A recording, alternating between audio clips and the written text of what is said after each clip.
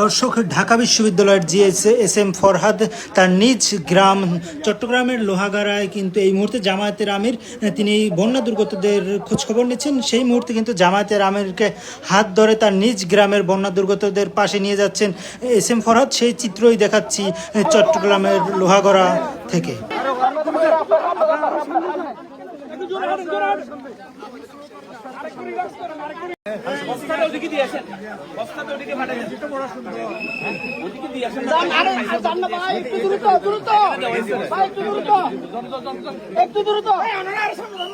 ভাই ভাই প্লিজ তাড়াতাড়ি ভাই দ্রুত দ্রুত ভাই দ্রুত।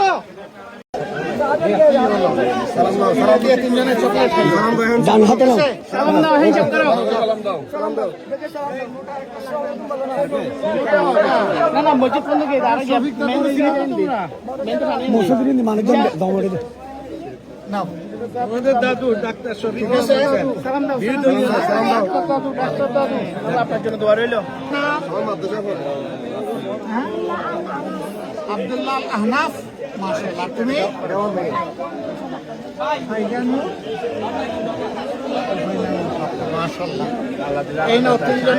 আসসালামু আলাইকুম রহমতুল্লাহ। সুপ্রিয় দর্শক, আপনারা ইতিমধ্যে জেনেছেন যে আমির জামাত ডাক্তার শফিকুর রহমান তিনি চট্টগ্রামে বন্যা কবলিত মানুষের পাশে দাঁড়িয়েছেন। তিনি সর্বপ্রথম হিন্দু কবলিত এলাকায় গেছেন, হিন্দু পল্লীতে আগে গেছেন। যে অনেকে বলে না যে জামাতে ইসলামী ইসলামিক দল, তারা যদি ক্ষমতায় যায় তাহলে হিন্দুদের উপর নির্যাতন হবে। না, জামাতে ইসলামের আমির হিন্দু পল্লীতে আগে গেছেন এবং সেখানে ত্রাণ দিয়েছেন এবং নগদ অর্থও দিয়েছেন। আপনারা এই পাশে দেখতে পাচ্ছেন যে ছোট ছোট বাচ্চাদের এবং বন্যা কবলিত মানুষদের কাছে ত্রাণও দিয়েছে এবং নগদ অর্থও দিয়েছে। আর একটা মজার বিষয় হচ্ছে, বাংলাদেশ ইসলামী ছাত্র শিবিরের ঢাকা বিশ্ববিদ্যালয়ের বর্তমান সভাপতি এবং ডাকসুর এস এম ফরহাদের বাসাও সেখানেও আমির জামাত ডাক্তার শফিকুর রহমান গিয়েছেন এবং এস এম ফরহাদ তিনি নিজে আমির জামাতের সাথে ঘুরে ঘুরে ত্রাণ বিতরণ করেছেন এবং এলাকা পরিদর্শন করেছেন। তো দর্শক, যারা জামাত বিরোধী এবং বিএনপির কিছু নেতাকর্মীরা সোশ্যাল মিডিয়ায় এসে বলতেছে জামাতের আমির নাকি সেখানে ভিডিও করতে গেছে, ফুটেজখোর বলতেছে, জামাতের আমিরকে ফুটেজখোর বলতেছে। আর যারা প্রকৃত মুসলমান, যারা প্রকৃত মানুষ, তারা বলতেছে যে একজন মানবিক নেতা, একজন মানবতার ফেরিওয়ালা এবং হজরত ওমরের যোগ্য উত্তরসূরি হচ্ছে আমির জামাত ডাক্তার শফিকুর রহমান। আর এই বিরোধীরা বলতেছে জামাতের আমির নাকি ফুটেজখোর, ভিডিও করার জন্য ওখানে গেছে। তো ভাই, আপনারাও ভিডিও করতে যান, আপনারাও 2-4টা ভিডিও দেন, আমরা দেখি। জামাতের আমির তো আজকে সেখানে যায়নি, জামাতের আমির অনেক আগে থেকে গেছে। তো আপনারা এইরকম বিরোধিতা করেন, ভালো কাজের কিন্তু সুপারিশ করতে হয়, ভালো কাজ করলে সেটাকে বাহবা দিতে হয়। আপনারাও মানবতার কাজ করেন, আমরা আপনাদের সাধুবাদ জানাবো। কিন্তু না, আপনারা কোনো কাজেও নেই, চাঁদাবাজি এসে হ্যানত্যান নিয়ে পড়ে আছেন। আর যদি অন্য কোনো দল ভালো কাজ করে সেটারও বিরোধিতা করেন, এটা আসলে করা ঠিক নয়। তো প্রিয় দর্শক, সেখানে আমির জামাত গোটা এলাকা ঘুরেছেন, আর্থিক সহায়তা দিয়েছেন, নগদ অর্থ করে দিয়েছেন এবং সেখানে ছোট্ট একটা সংবাদ সম্মেলন করেছে, সেখানে কিছু বক্তব্য দিয়েছেন, অসাধারণ বক্তব্য, যা আগের ভিডিওতে আপনারা দেখেছেন, কিন্তু ওই ভিডিওর সাউন্ড সিস্টেম ভালো ছিল না। এখন আপনাদের ক্লিয়ার সাউন্ড সিস্টেমের ভিডিওটা দেখাবো। আপনাদের প্রতি অনুরোধ রইল আপনারা পুরো ভিডিওটা দেখবেন। তো চলুন আমরা ভিডিওটা দেখি। জনগণের সম্পদ চুরি করেছে ওরা, লুণ্ঠন করেছে ওরা, দেশের সম্পদ বিদেশে পাচার করেছে ওরা। এরা দেশের দুশ্মন, জাতির দুশ্মনেরা। আমি গেঞ্জি পরে আপনাদের সামনে আসার মানে হচ্ছে যে আমি এই এলাকার মেহমান না। আজকে থেকে আমিও বাঁশখালীর একজন মানুষ। আপনারা রাজি আছেন? বাঁশখালীর নাগরিকত্ব দিবেন আমারে? আলহামদুলিল্লাহ, আপনাদেরকে ধন্যবাদ। আসলে এটা আমাদের দুঃখ। দেশ স্বাধীনের আজকে হয়ে গেছে 50 বছরের ঊর্ধ্বে, 55 বছর। একটু বৃষ্টি নামলে আমাদের ঘর বাড়িতে পানি ঢুকে পড়ে, রুজি রোজগার বন্ধ হয়ে যায়, মাছের ঘের পুকুর সব ভেসে যায়, আমাদের গরু ছাগল পশু এগুলা নষ্ট হয়, ক্ষেতের ফসল নষ্ট হয়।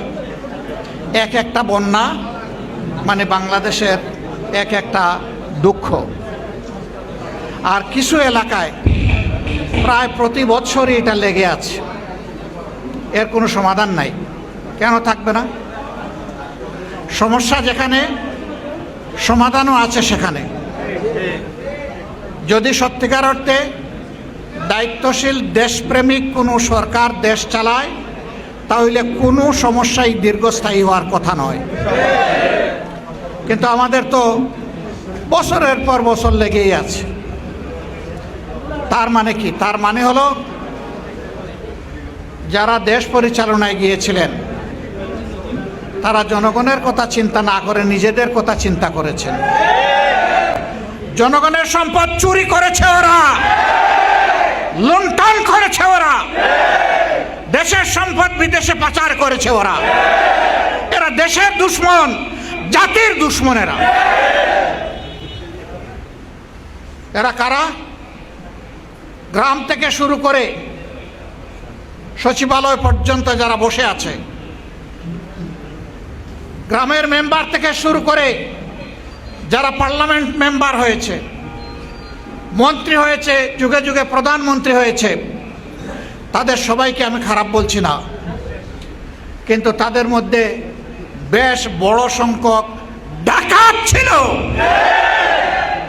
এই ডাকাতেরা দেশের সম্পদ লুণ্ঠন করেছে। এই জন্য জনগণের হক জনগণের কাছে পৌঁছায় নাই, জনগণের সমস্যার সমাধান হয় নাই।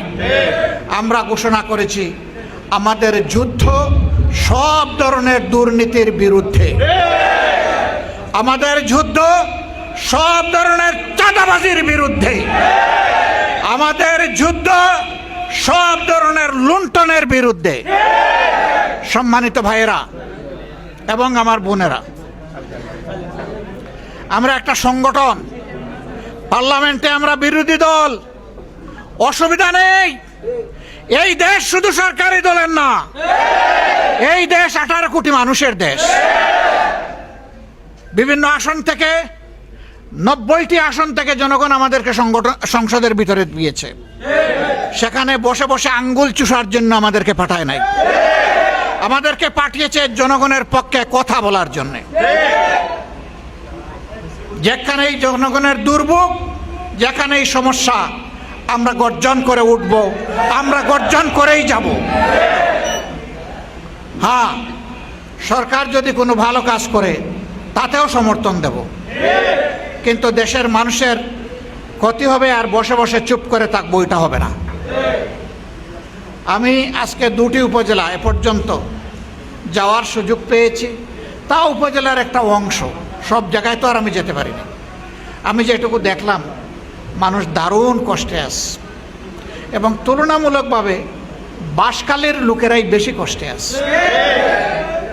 এটা আমার বিবেক থেকে আমি বলছি, আমি যা দেখেছি, যা বোঝার সুযোগ পেয়েছি। তবে হ্যাঁ, সাতকানিয়াও বড় ধরনের ক্ষতিগ্রস্ত। পুরা চিটাগাং বিভাগ, সিলেট বিভাগ, রংপুর বিভাগ, ময়মনসিংহ বিভাগ, 8টা বিভাগের মধ্যে অর্ধেক 4টাই সম্প্রতি বন্যায় দারুণ ক্ষতিগ্রস্ত। কিন্তু আমি এখানে প্রথমে আসলাম কেন? আমার তো বাড়ি সিলেট বিভাগে। আমাকে অবশ্য লোকেরা জিজ্ঞেস করে আপনার ঠিকানা কি? আমি বলি সাধারণ পরিবহন সমগ্র বাংলাদেশ। বলে এটা তো ট্রাকের পিছনে লেখা থাকে। বলে আমিও তাই। ট্রাকের নির্দিষ্ট কোনো গন্তব্য থাকে না, যার যেখানে প্রয়োজন ট্রাক সেখানে চলে যায়। আমারও অবস্থা তেমন, যেখানেই জনগণের দুর্দশা দুর্গতি, আল্লাহ আমাকে বাঁচায় রাখলে আমি ওখানে চলে যাব ইনশাআল্লাহ। আমি এখানে কেন এসেছি সবার আগে? কারণ আমি খোঁজ নিয়ে বুঝতে পেরেছি এই জায়গাটা বর্তমানে সবচেয়ে বেশি ক্ষতিগ্রস্ত। সুতরাং এখানেই আমাকে আগে আসতে হবে। আমরা কি করতে পারি? আমরা একটা সংগঠন, আপনাদেরকে নিয়েই আমাদের সংগঠন। আমরা ইতিমধ্যে আমাদের ভাইদেরকে সিদ্ধান্ত দিয়েছি, বিপন্ন মানুষের কাছে যান, তাদের প্রতি সহানুভূতি জানান, উদ্ধার কাজে অংশ নিন, যতটুকু পারেন তাদের কাছে আমাদের উপহার পৌঁছায় দেন। আমরা এটা রিলিফ বলি না। কিসের রিলিফ আবার? এরা আমাদের ভাই বোন। আমার ভাইয়ের বাড়ি থেকে আমি রিলিফ নিয়ে যাব নাকি? আমি তো উপহার নিয়ে যাব। সুতরাং যা আল্লাহ তৌফিক দিবেন, এটা আমাদের উপহার। গরিব ধনী এখানে কিছু নাই। আমরা ধনীর বাড়িতে উপহার নিয়ে যাই না। বিপদে পড়লে সবাই সমান। আমরা এই জন্য যা পারি তাই করব। আল্লাহ যেন আমাদেরকে বেশি বেশি করে তৌফিক দেন। 33 জন মানুষ শুধু এই বিভাগে মারা গিয়েছে, পাহাড়দর্শী। ইনশাল্লাহ তাদের প্রত্যেকের মাথাপিছু তাদের পরিবারের কাছে, এক পরিবারের 4 জনও হতে পারে, অসুবিধা নেই। 4 জন হলে প্রত্যেকের মাথাপিছু আমাদের সামর্থ্য অনুযায়ী আমরা ইনশাআল্লাহ 50,000 টাকা করে আগামী 3 দিনের ভিতরেই তাদের কাছে পৌঁছানোটা নিশ্চিত করব ইনশাআল্লাহ। আমরা সরকারকে অনুরোধ করব, আমরা তো একটা দল, সরকারের ট্রেজারি থেকে তাদেরকে পর্যাপ্ত সহযোগিতা করুন। এটি সরকারের দায়িত্ব,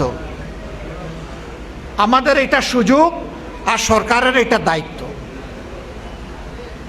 এরপরে এই যে বন্যায় বিস্তীর্ণ এলাকার মানুষ বিভিন্নভাবে ক্ষতিগ্রস্ত হয়ে গেল, কারো ঘর পড়ে গেল, কারো গবাদি পশু নষ্ট হলো, ক্ষেতের ফসল চলে গেল, মাছের ঘের ভেসে গেল। এগুলাকে সঠিকভাবে মূল্যায়ন করে সরকার যেন সর্বোচ্চ গুরুত্ব দিয়ে ক্ষতিপূরণ দেয়, আমরা তাই দাবি করছি। এবং এইটাতে কোনো ডাকাত যেন হাত বসাতে না পারে, আপনাদেরকে সজাগ থাকতে। জনগণের পাওনা যেন জনগণের কাছে সঠিকভাবে পৌঁছে।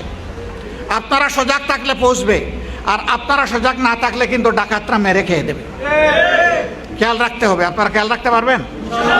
আলহামদুলিল্লাহ। তাহলে আমি গেঞ্জি গায়ে দাঁড়ানোতে আপনারা মনে কষ্ট নেন নাই, লজ্জাও পান নাই, বরঞ্চ আপনাদের একজন হিসাবে কবুল করেছেন। আপনাদেরকে ধন্যবাদ। সুখের দিনে আসতে না পারি, দুঃখ কষ্ট যেন আপনাদের অংশীদার হতে পারে, আল্লাহ তৌফিক আমাদেরকে দান করুন।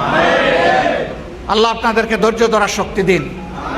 যারা নিহত হয়েছেন আল্লাহ তাদেরকে ক্ষমা করুন, আল্লাহ তাদেরকে শহীদ হিসাবে কবুল করুন, আল্লাহ তাদেরকে জান্নাতুল ফেরদাউসের মেহমান হিসাবে কবুল করুন। তাদের পরিবার পরিজনকে আল্লাহ সবর করার তৌফিক দান করুন।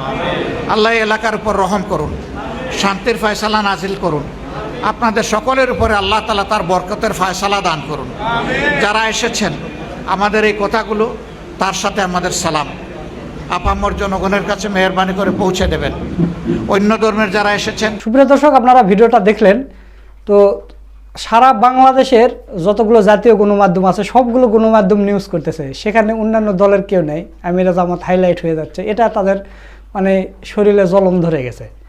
আর এ জামাতের আমির একাই সেখানে গেল, ত্রাণ বিতরণ করতেছে, তাকে নিয়ে সব নিউজ হচ্ছে, আমাদের নেতাকর্মীদের নিয়ে কোনো নিউজ নেই। এই কারণে তারা হিংসা করতেছে, করতেছে। আরে ভাই, আপনারা হিংসা করবেন কেন? আপনারাও ভালো কাজ করেন, আপনারাও এগিয়ে আসেন। আমিরা জামাত তিনি বলেছেন যে সবাই এগিয়ে আসেন, যার যা সামর্থ্য আছে তা নিয়ে এই বন্যা কবলিত মানুষের পাশে এগিয়ে আসেন। তিনি একজন বৃদ্ধ মানুষ, বয়স্ক মানুষ, তিনি একজন অসুস্থ মানুষ, তারপরও সাদা গেঞ্জি পরে এইভাবে মানুষের দ্বারে দ্বারে চলে যাচ্ছে। আবার যখন মঞ্চে উঠেছে তখনও ওই একই গেঞ্জি পরে তিনি মঞ্চে উঠেছেন। এই মানুষের বিরুদ্ধে আপনারা কিভাবে কথা বলেন, বিরোধিতা করেন? এটা কি উচিত বলেন? তো দর্শক, সব মিলে আজকের এই ভিডিওটা আপনাদের কাছে কেমন লেগেছে? যদি ভালো লাগে ভিডিওটা শেয়ার করবেন। সকলকে ধন্যবাদ। আসসালামু আলাইকুম ওয়া রাহমাতুল্লাহ।